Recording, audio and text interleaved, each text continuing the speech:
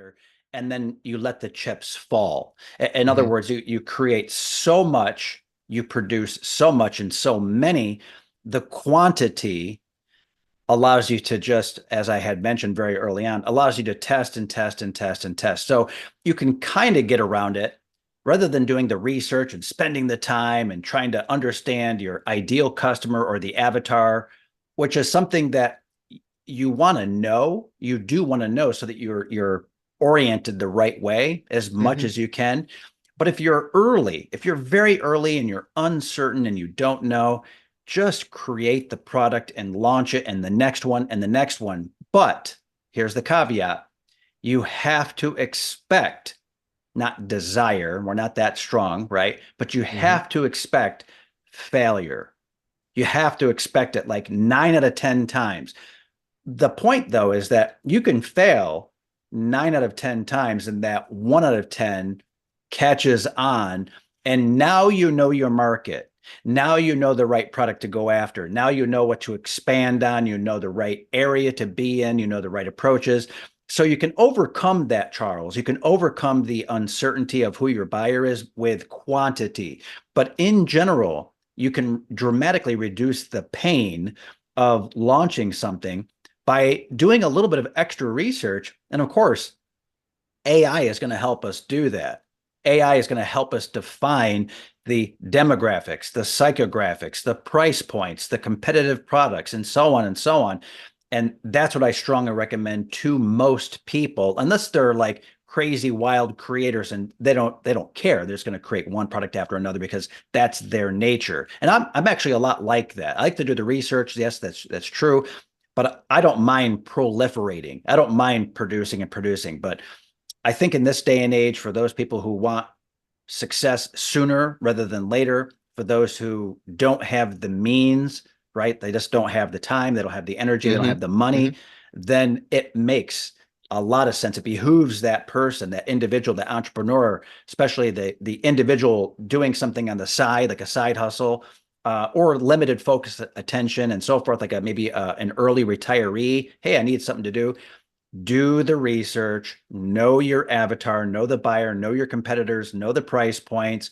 And it's very, very easy these days with AI, with just a few prompts, you can get there. So that's absolutely the case. But back to your original question, sort of along this main trunk, what about getting people in front of that product? What about getting Right. people to see what it is that you're selling? Now, hopefully you are in alignment, right? You've done the research or you have feedback from the market about what to go after and how to go after it.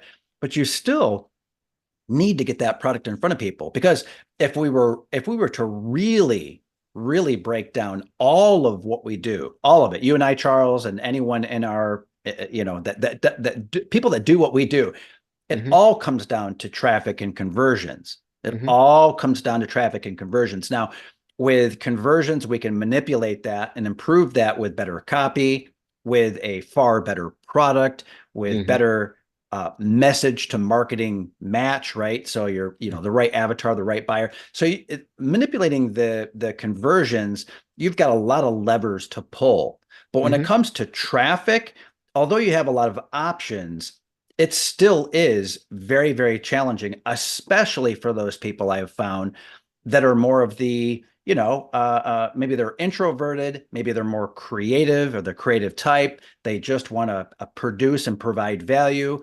I have found that the majority of entrepreneurs don't suffer or don't struggle with the conversions part, the product part. Now they do. There's always struggles and Right. challenges, but it's the traffic that can be so dang hard, just so difficult to get people to see your product.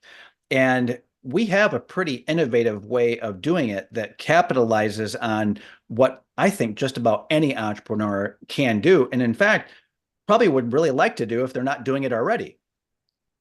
Do you think search is still realistic? And I know that you have something specific in the way of traffic that we and I were talking about before. Because I see two things. When people first come in the business, it doesn't matter what's going on. I think the default is I got to get Google to send me traffic, or I've got to get ranked in search. And it almost feels like with AI, Mm. I don't even, is that a realistic thing from your perspective? I love this question, but it's in this day and age, it's a false, it creates a false dichotomy. Let me break that Hmm. down. So if we if we think about traffic, that is eyeballs, possible customers, prospects, or even actual buyers that you can access, almost everyone tends to think of either paid traffic or organic, natural traffic. And what we've done is we've kind of cracked the code on getting the best of both worlds. So I'm going to come back to that in a moment. Search is still relevant. Google is still relevant. Paid traffic certainly is relevant. It's always relevant. But if we sort of put a pin in that for a second and we say, okay, where is a place? What is a platform where people are relentlessly searching and browsing and thinking about buying? What Hmm. is that platform where they might go and search and search and search, where it doesn't cost you a dime? Or if you would like, in that platform, you're able to apply profits. You're able to buy traffic on that exact same platform. What if you could get both? In other words, there are people that are on a platform where they're browsing, they're looking around, they're thinking, they're researching, they're happy to be there.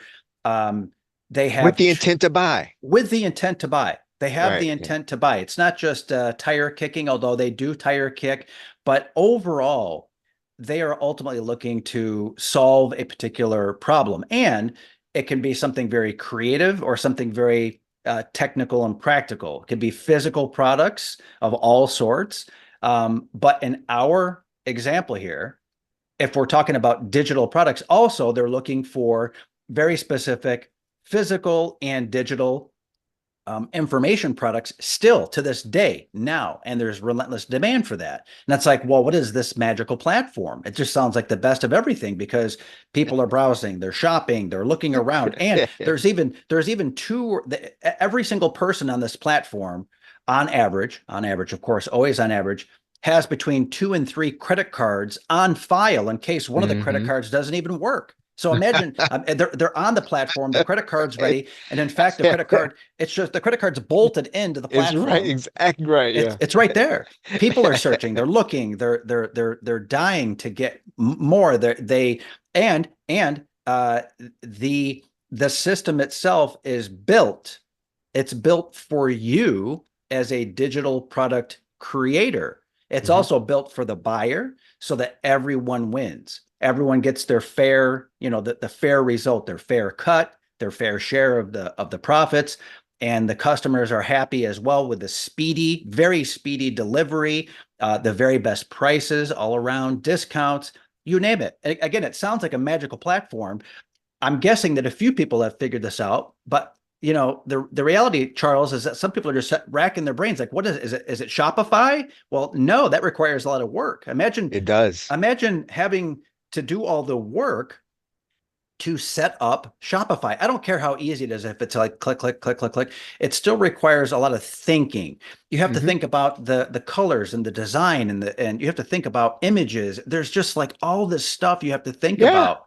And then you have to do things that are technically unfriendly. You have to make sure that this is filled out right, that that's connected right. Then you have to test relentlessly, and then get a load of this.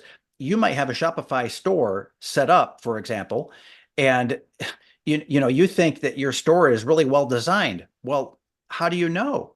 How do you know that your store Right. is well designed and is friendly?